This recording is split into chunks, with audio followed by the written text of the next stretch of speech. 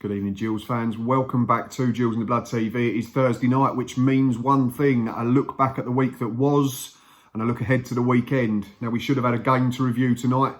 We were due to travel north to take on league leaders Lincoln City at Sincil Bank on Tuesday, but unfortunately it was called off late morning because of a waterlogged pitch, which was a shame. I was looking forward to that one, especially on the back of the good performance and the even better result last weekend away at Accrington. But it's the game that will have to be rearranged for a second time. So we move on to transfers, and in terms of incomings, there's nothing new to report in the last few days since we saw you on Monday. Still waiting on that Championship centre half. Still looking at a striker, hopefully. If we can get them two in, I'd be really happy. I'm hoping there's an experienced centre half coming in rather than another youngster on loan. I think that'd help everybody within the squad, and you can never have too much leadership. But yeah, we have to sit tight and we just have to wait and see what happens. One person who's definitely in contention though is Stuart O'Keefe. Obviously talking more detail about the team news in the second part of the video, but he got through a training game on Wednesday. Steve Evans said he did very well in the 60 minutes that he played, and he comes right into contention to start the weekend. So another huge bonus having Stuart available 2 months ahead of schedule.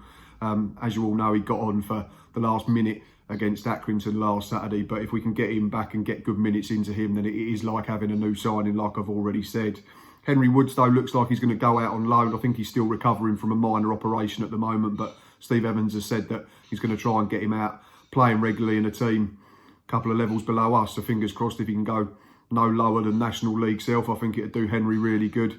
I think everybody's been really impressed with him. I certainly have. He's a lot closer to the first team now and breaking in than we thought he would be. And getting him out and getting some regular minutes will further his education even more, I suppose. And yeah, one rumour that was on social media today regarding one of our players, the captain Carl Dempsey, apparently attracting interest from the likes of Forest and Preston amongst others, but not seen anything concrete. So again, like waiting for the signings, we'll just have to sit tight and see what happens. But it'd be a great shame if we did lose Kyle, running into some really good form now. I tweeted out last weekend or early part of the week about a breakdown of his 20 appearances compared to comparing the first 10 to the last 10, and he's really starting to run into some form in terms of creating and goal scoring. So let's keep our fingers crossed that nothing happens in the way of Carl Dempsey leaving. And yeah, just another interesting thing. I know there's been a lot of talk over the recent weeks in terms of us and our poor form before Saturday and it not being fun to watch, and I can't disagree with that. It hasn't been fun to watch. The likes of the Rochdale performance and the Bristol Rovers performance, excuse me, and the Accrington performance have been too few and far between in terms of 90-minute displays. But it's quite interesting considering the players that we lost in the summer and the experience that we lost in the summer and the young squad that we've had to contend with lots of injury problems. We have exactly the same points after 22 games as we did last season. We've won 2 more games. We've obviously lost a couple more as well. Haven't drawn so many. So it'd be interesting whether we could just turn a few of them defeats into dogged draws in the second half of the campaign. That'd be great. Yeah, and in terms of goals scored and goals against, it's a not great deal of difference. There's about 0.1 difference between the goals scored at this stage last season and this season, and similar difference between goals conceded. So we're not a million miles off. We know it can be better, and we know we need to be more consistent. And I think if we do that and we can get a couple of good more bodies in over the next couple of weeks, then I think it will stand us in good stead as we attack the second half of the campaign. But in terms of the more immediate future, Saturday we host this team.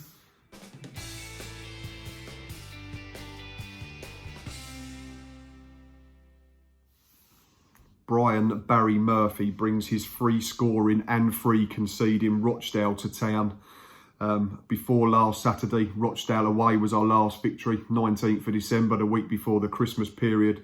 A really good 4-1 win considering the amount of players that we had out injured that day. We were really down to the bare bones. I think we had Carl Dempsey as a winger. We only had John Akindi as a fit striker. I think we had 3 people on the bench who was never even going to be considered to come on. And we went there after 2 defeats and won convincingly by 4-1. John Akindi was pretty much unplayable that day. Connor Ogilvie and who got the other goal? It's going to bug me now.